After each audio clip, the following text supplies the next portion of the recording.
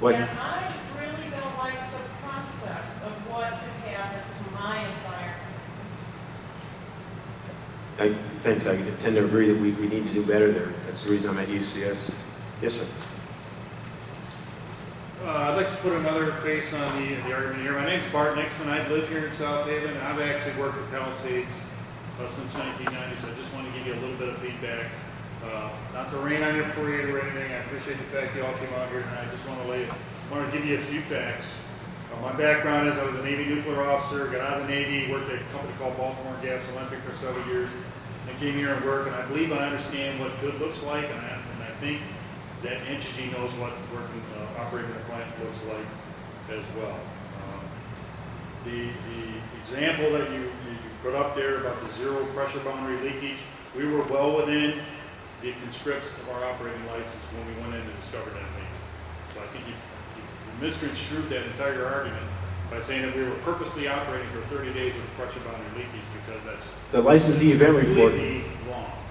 Well, in that case, you lied to the NRC because the licensee event report submitted by the company to the NRC said it was pressure boundary leakage.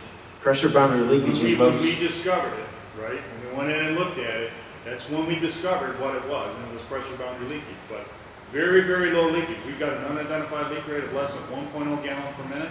We were less than 1/10 of that when we shut the plant down. But the zero pressure says zero leakage. You don't know it till you go in and look at it. Exactly. If the NRC had imposed the fine that they could have, you might have installed monitoring to be able to know that. If I take the We've speed got off, monitoring devices that monitor very, very, very low levels of leakage. And you know that if you've ever operated a nuclear power plant, you know there's very, very, very low levels of leakage that you monitor every day. zero is even lower, sir. If I have a speedometer in my car and I physically remove it and zip down the road at 100 miles an hour and get pulled over by law enforcement, I can't say I had no clue what my speed was. We Thank you. didn't say we had no clue. We have many different And the clue- alternatives to monitor and measure that leakage, and we did go in and measure the leakage. Let's Right. keep going. Breach of contractors to the area. I can assure you, I've lived here since 1990. My daughter was born in South Haven High School. I'll be born in the hospital here. Went through the entire school system. She goes to the University of Michigan now. She's going to come back in a couple of weeks. And nobody takes this nuclear safety thing more seriously than I do, or the people that work at that plant. Nuclear safety and keeping that core covered is the #1 objective for each and every one of us every day when we come to work. A little curious about the survey. Does that mean your workers lied on the survey? Well, we'll get to the survey here in a minute. Okay. The survey was taken at a time of much stress at the site. There's 2 safety culture surveys that were taken. One was in the early 2008 timeframe. One was taken later in 2011. The one you're referring to is the one taken in 2011. We had an astronomically high safety culture survey taken in 2008, 2009. You know why? Because the Michigan economy was in the tank, right? We had this financial crisis going across the entire country. And I'll tell you what, people that were working at that plant had very well-paid jobs. They deserve to be well-paid. They're very highly skilled and highly educated, and they were very glad to be working there. And when we took that second survey that you're talking about, it wasn't going, but the plant wasn't operating quite as well. So we basically caught people, if you compare the 2 surveys, they're completely different time frames. And it's highly overwhelmingly positive as it was at first. When you compare that to the second survey, of course it was. And I would ask you or anybody else to go in and do a survey of that plant right now and see if you got anything close to the same results. Because I can tell you, I'm a manager at the plant, I'm the training manager of the plant. I'm responsible for training the operators, responsible for training the chemistry, the ERP technicians, the engineers, the mechanics, and everybody else. We very systematically train all our folks. They're all task oriented, they understand, they have the knowledge and skills to do their jobs. I just wish that would all be. that, they tell you that. Well, except in a survey, when I get them in a high-stress mode, apparently.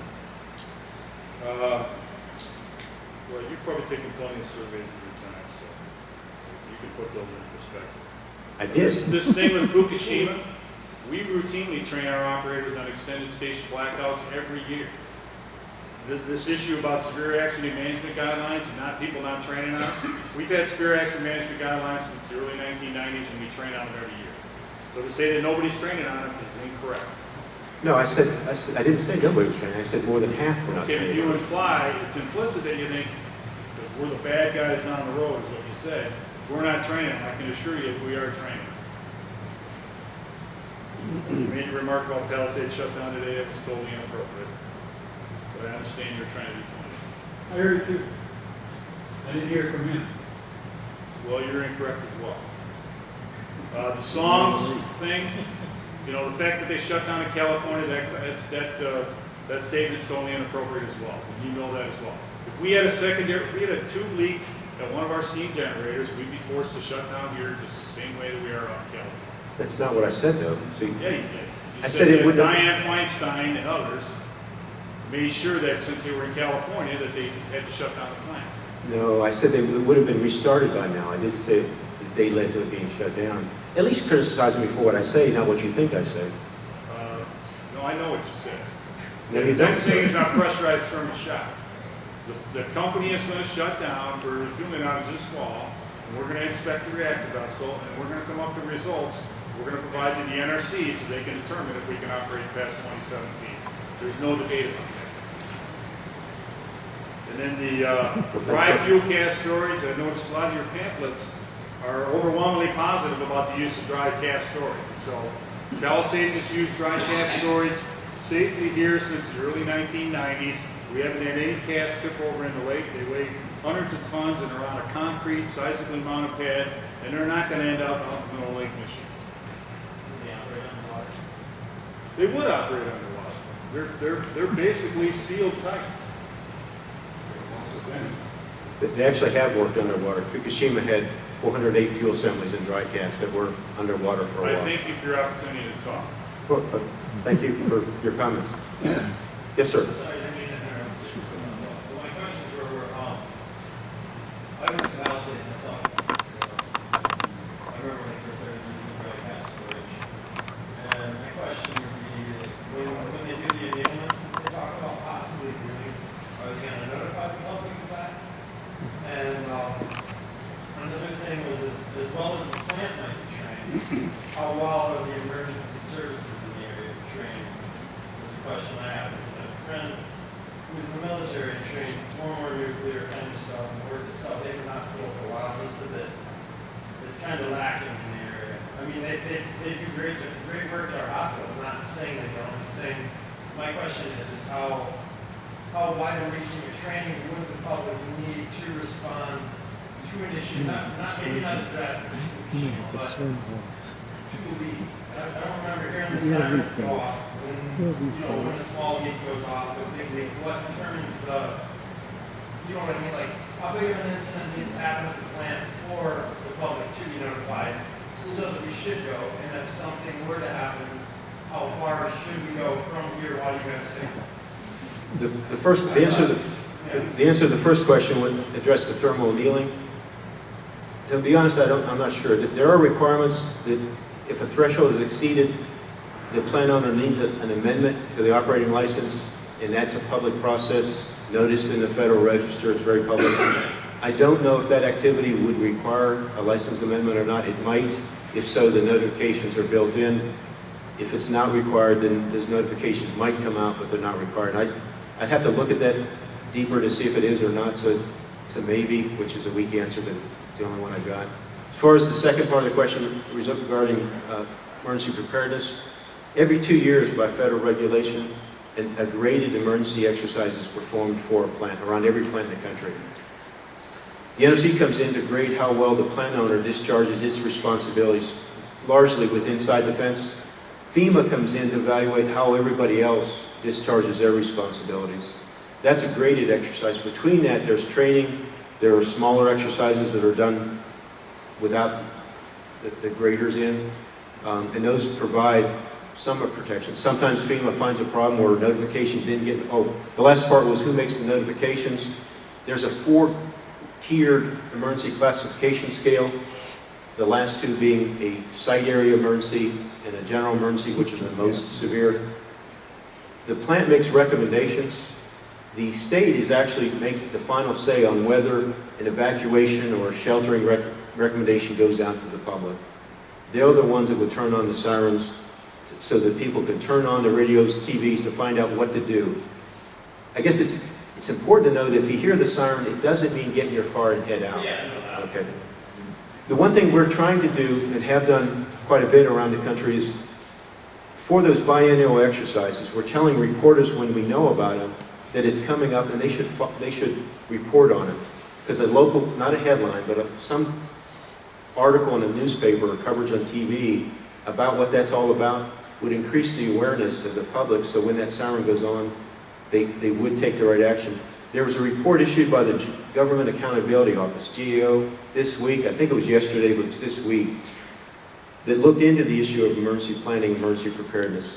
One of the findings that GAO made was that there's a concern about what's called shadow evacuations, where if the siren goes off, the authorities are saying that the people northwest of the plant should evacuate along this slice, because that's the way the wind's blowing.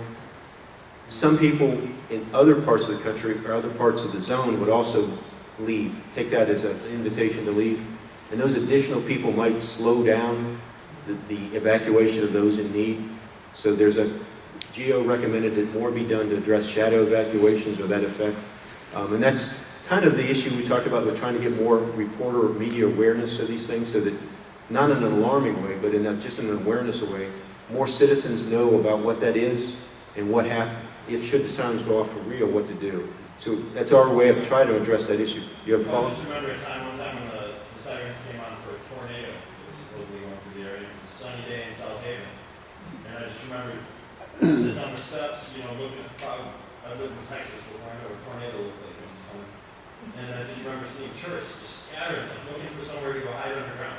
And it was just, me and my friend Sam were just sitting in the bathroom. It's like, tornado, you know what I mean? It's just, Right. and seeing this meeting and seeing what they're talking about the annulment and when you said it, close it, I mean, they have outages for different reasons and little things here and there, but it just seems like across the board with energy companies and corporations and the public trust, it just seems like there's been kind of a lapse of oversight or a lapse of I guess, corporate responsibility or some, so now what? It's like eventually it's going to have to close. Eventually, when you hear solar power costs too much, we can go to $10 and get a solar powered yard like they're not. It's like, will energy transfer, like after it does close, how long will the site have to be, the actual site, have to be in effect or in storage? Will it have to wait for the amount or such a place exists to evacuate the spent rods and everything from the site, or would it just stay in South Haven indefinitely? That's what I'm asking you. Right now, that's the only option. That's the federal legislation I mentioned earlier. There is a plan in place, particularly because the focus right now is on plants like Big Rock Point. They're permanently shut down. There's no reactor left. There's no spent fuel left. The only thing left is the dry cask. The government wants to do something very fast about those permanently shut down plants, Big Rock Point, Maine Yankee, etc. Once that process, that site, that infrastructure is developed, there's talk about expanding it to taking fuel from operating plant sites like Palisades and Cook, but that's going to take a while. It is going to take a while, but our view is that since it is going to take a while, let's get started now and lessen the amount of time before we go into that pattern. So it looks like I said, it looks like the status quo for just leaving it where it is about to end. We'll see how good an ending that leads to. Yes, sir. When you talk about, we haven't talked about it, but I think we need to and a lot more. Is the organization that you're affiliated with, in any long-term studies on the actual cost of disposal? I've heard some. What I've heard is that we're looking at hundreds of billions of dollars. And what I'm wondering, given the budgetary constraints, I appreciate your optimism, but I'm not sure how realistic it is in this age. And the other question I'd like to, I can wait for that answer and ask the next one. I'll answer the first one because I might forget it, and then let you ask the second one. We've not done those studies, but we have reviewed about every 5 years roughly. The Government Accountability Office reviews the the repository funding issue more broadly. We've reviewed it in, I can't remember how many of those have been done, but each of those has come out with the conclusion that the current funding levels, the rate at which we're putting aside money for that, is adequate. In our review of that, we've not seen anything that says that that's dramatically wrong or fundamentally wrong. There are some assumptions on that that are tenuous, but there's nothing that leads us to believe that that's totally out of whack and it needs to be 10 times greater. So we've not done that study, but we have reviewed the ones by GO that have specifically looked at that. They seem to be in the ballpark, as best we can tell. The follow-up, please. What dollars are we talking about? I mean, the other thing, of course, is I understand it, that the insurance for disposal here is in the hands of the taxpayer. The cost of disposal is in the hands of the taxpayer. A lot of it is, I don't know that it's everything, obviously, but From memory, which is, in the old days it was more like etched in stone, now it's more like Etch-a-Sketch, but my memory is that money is currently like $25 billion has been collected for the repository. I offer that with the caveat that it may not, that's the number that sticks in my mind. As far as the second part about I don't know the state, I don't know that one way or the other, so I just don't know. Water withdrawals, I've heard some astonishing numbers on the amount of water that's withdrawn from Lake Michigan operated to the Palisades plant, and maybe you can give us that number if you have it, maybe I can appreciate that. I don't know gallons a minute, but we use water and we give it right back. 10,000 gallons a minute from your Well, operation. it's more than that. It's like But it goes back. 400,000 to 500,000 gallons a minute. So you lose about 15%? Only loss will be the evaporation. Pardon me? Only loss will be the evaporation. You get about 15, 20? When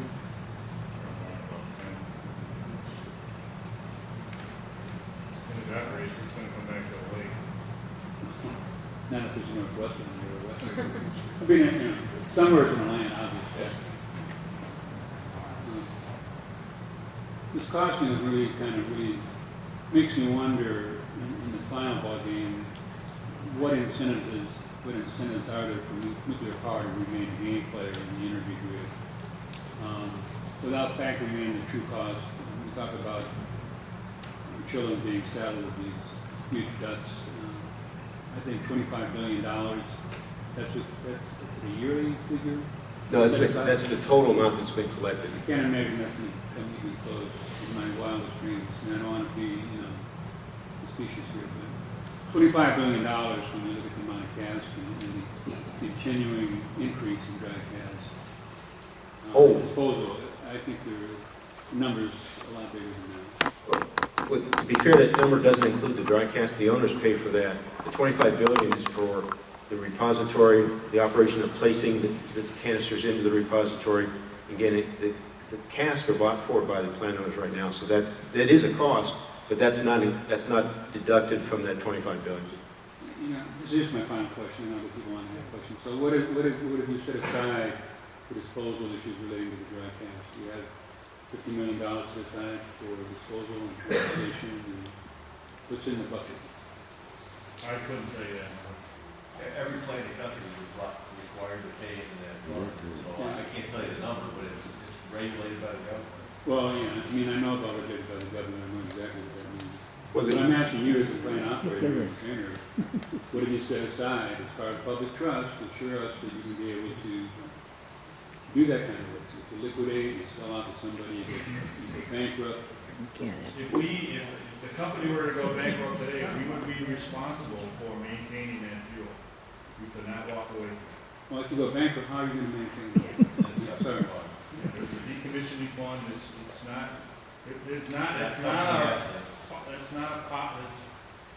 not a plausible outcome to think anybody's just gonna walk away from that fuel.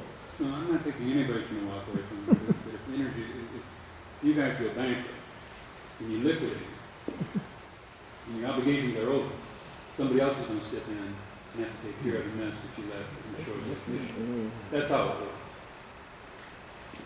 One bit of information for this is that every 2 years, the NRC requires plant owners to submit information to them about the decommissioning funds, the status of the funding, and the estimates of what it will take to decommission the facilities.